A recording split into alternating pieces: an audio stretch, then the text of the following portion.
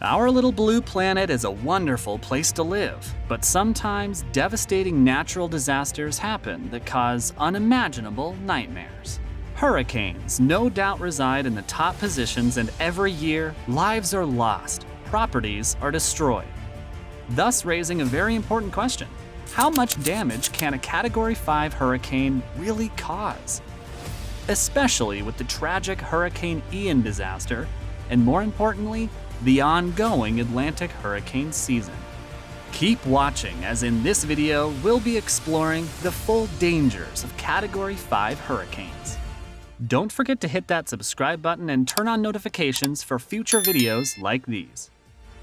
Hurricanes have been around for a very long time, and to effectively measure the intensity of the tropical storm, Herbert Schaffer and Robert Simpson devised a system to gauge the intensity and impact. And with the collaboration of these two individuals, the Saffir-Simpson Hurricane Wind Scale was born in the 1970s. Some might argue that this system isn't really effective because it mostly specializes in the speed of the hurricane. However, it does well because the speed at which a hurricane is moving is a very good indicator of its intensity, and with the help of this system, several hurricanes have been classified under 5 distinct categories: Category 1, 2, 3, 4, and 5. However, in order to fully understand the strength of a Category 5 hurricane, you'd need to know how destructive just a Category 1 hurricane really is. Category 1 hurricanes are not in any way as strong as those up in Category 5, but you still wouldn't want to get caught up in one. The sustained winds of these hurricanes move at a speed of about 74 to 95 miles per hour. A Category 1 hurricane might not be so destructive, as it might affect just roofs without doing much damage to the structure or frame of the house. It might snap tree batteries and damage the power lines, but if you are safely in your house when it occurs, it is unlikely it will hurt you. However, you can't be so sure at times, because Category 1 hurricanes sometimes come with severe flooding. And looking at the casualties of hurricanes, about 40% of deaths recorded is mostly from drowning. So you might have to be prepared for that possibility in case the storm brings some water your way. To fully imprint the severity of this category, let's take a look at Hurricane Danny. When this hurricane hit Lake Charles, it resulted in severe flooding and erosion along the Gulf Coast, causing 9 fatalities and over $100 million in damages.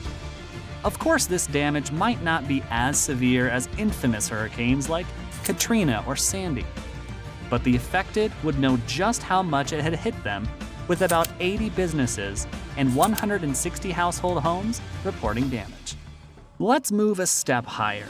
Category 2 hurricanes. Just how much damage can they cause?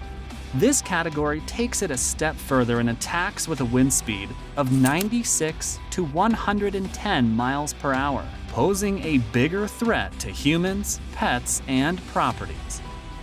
Near total power loss should be expected, and sometimes the outages outlive days, extending to weeks sometimes. A tragic instance of this hurricane is Hurricane Alex, which hit southern and northeastern Mexico in 2010. The event was a catastrophe, as it resulted in about 73 fatalities. 51 individuals were wiped out as it spread out, and 22 were declared missing. In terms of damages, it is really huge, amounting to a whopping $1.52 billion.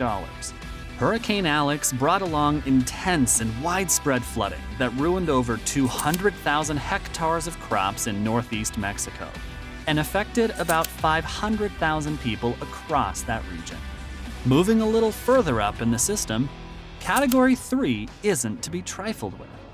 The sustaining winds of these hurricanes can range from 111 to 129 miles per hour, and are sure to cause the injury and death of people and animals, as well as devastating damage to property if it hits land.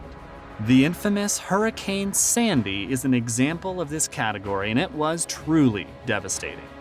For one that started out as a tropical storm before progressing to Category 2 and then 3, Sandy was ruinous, causing the deaths of about 233 people and amassing about $68.7 billion in damages, ranking it as the sixth costliest hurricane in the history of the U.S.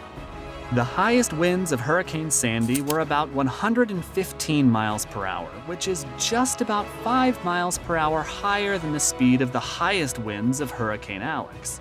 But the result was far more disastrous, tripling the death toll and increasing the damages well over 40 times.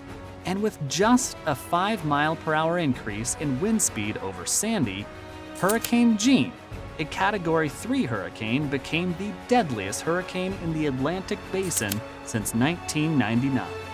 The hurricane hit the Caribbean and the eastern United States and claimed the lives of about 3,037 people as it increased its distance. Then, with hurricanes with wind speeds of 130 to 156 miles per hour, Category 4 is established.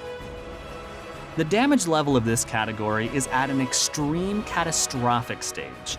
Lives are threatened, buildings are vulnerable, and even after the hurricane, the effect is still felt some months later on, with the affected regions taking a while before they become habitable once again. Unfortunately, the recent Hurricane Ian was of this caliber, and it wiped out approximately 131 people and caused about $67.2 billion in damages.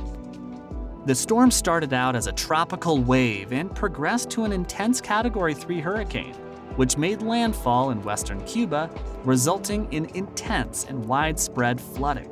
Although Ian lost some intensity once over land, it soon regained its strength over the southeastern Gulf of Mexico before it became a full-blown Category 4 hurricane.